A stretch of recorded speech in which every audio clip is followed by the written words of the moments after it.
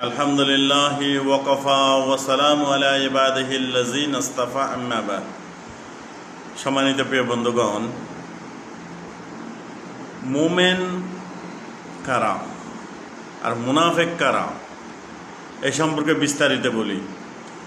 মুমিন ওই ব্যক্তি যার ভিতরে 5টা গুণ আছে। 1 নম্বর ইমানিয়াতের গুণ, 2 নম্বর ইবাদতের গুণ, 3 নম্বর মামলাতের গুণ, 4 নম্বর মাশরাতের গুণ, 5 নম্বর আখলাকের গুণ। এটাকে কুল্লা বলি।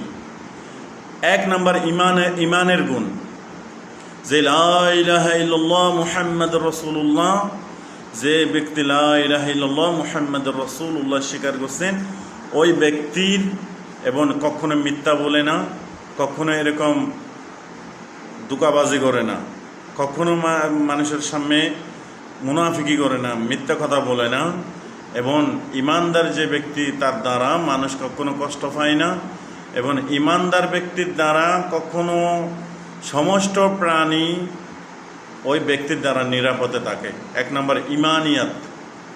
ইমানিয়াতের অসংখ্য আলামত আছে। ইমানের 70টি শাখা আছে। সর্বোত্তম শাখা হলো লা ইলাহা ইল্লাল্লাহ, মুখে বলা। সর্বনিম্ন শাখা হলো কষ্ট দেওয়ার শেষ দূরে সরাইয়া দেওয়া। এটা হলো ইমানের একবার নিম্ন স্থান।